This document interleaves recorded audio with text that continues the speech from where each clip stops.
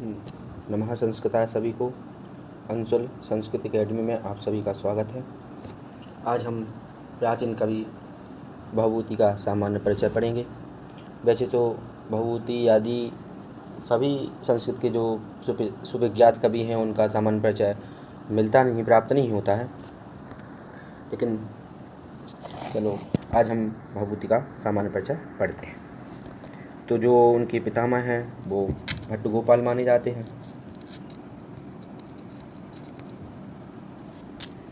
उनके पिता नीलकंठ है,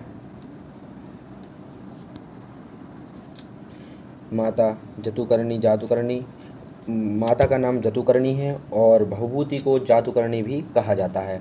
ये CUT में और नेट आदि परीक्षाओं में पूछा जाता है कि जातुकर्णी किसको कहा जाता है, तो आप भवभूति को ऑप्शन में भवभूति होंगे तो उनको टिक लगाकर आइएगा। तो जो जातुकर्णी है वो भवभूति को कहा जाता है। उनका मूल नाम श्रीकंठ, भट्ट श्रीकंठ कहा गया है।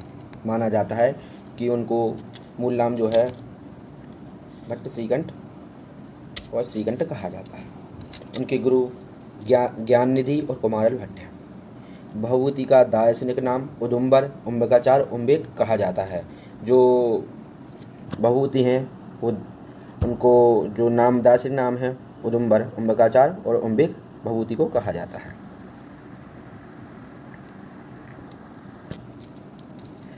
उनका जन्म स्थान दक्षिण भारत में पद्मपुर नगर माना जाता है। वैसे तो कई जगह मतभेद है कि कश्मीर निवासी हैं नाना प्रकार के, और कहीं कहीं कोई यहाँ दतिया के पास में जो ग्वालियर है, ग्वालियर के पास में भी भवभूति का स्थान मानते हैं जन्म स्थान, लेकिन जो प्रमाणिक है वो पद्मपुर नगर माना जाता है। और उनकी उपाधियाँ जो हैं पदवाक्य प्रमाणिक भवभूति को कहा गया है। UGC नेट या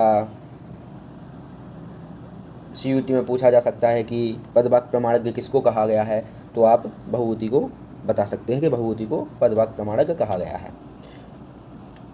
पद मतलब व्याकरण, वाक्य मतलब मीमांसा, प्रमाण मतलब न्याय।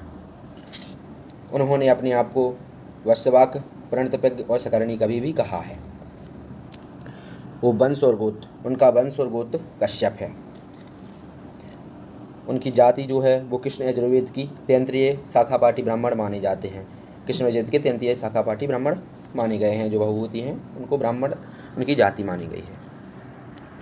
जो उनके आश्रयदाता हैं वह हैं कानकुब्ज नरेश यशोवर्मा। ये जो दी है ये गलत हो गया है, यहाँ गलत मिसप्रिंट हो गया, कोई बात नहीं, हो जाता है।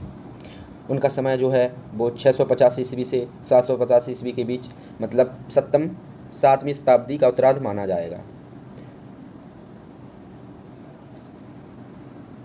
उनकी 3 रचनाएं मानी गई हैं, जिसमें से मालती माधव जो प्रकरण ग्रंथ माना गया है, और महावीर चरितम जो नाटक है, और उनका जो विख्यात सुविख्यात जो प्रसिद्ध नाटक है या जो लेख है वो है उत्तर रामचरितम।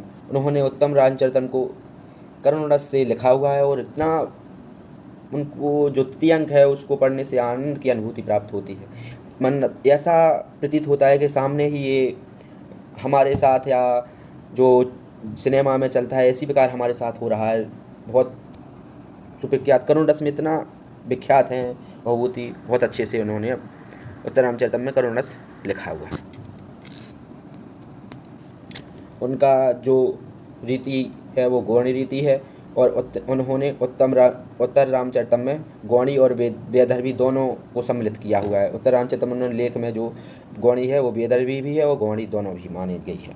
उनका जो प्रिय रस है वो करुण रस माना गया है।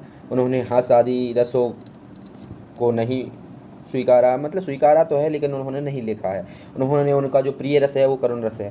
उन्होंने करुण ही रस पर वो गंभीर चिंतन किया हुआ है। भवभूति का जो प्रिय छंद है वो अनुष्टुप शिखरणी माना गया है, और जो वो उपासक थे, जो उनके इष्ट थे, वो शिव थे। उन्हें उत्तर रामचरितम में भवभूति ने अपने आप को प्रणतज्ञ कहा है। जो उत्तर रामचरितम है उन्होंने अपने आप को प्रणतज्ञ कहा है। महावीर चैतन्य भवभूति अपने आप को बसवाक कहते हैं। भवभूति के नाटकों में अवधावृत्ति मुख्य है। भवभूति की कृतियों में ओजस गुण अधिक माना गया है। और क्षेमेंद्र ने सुवृत्त तिलक में, जो क्षेमेंद्र है, उन्होंने सुवृत्त तिलक में भवभूति के सकरणी की प्रशंसा की है। उन्होंने उसे निर्गत तरंगिणी कहा है। बहुभूते सकरणी निर्गत तरंगिणी ऋचुरा घन संदर्भे या मरुरिव नित्यति।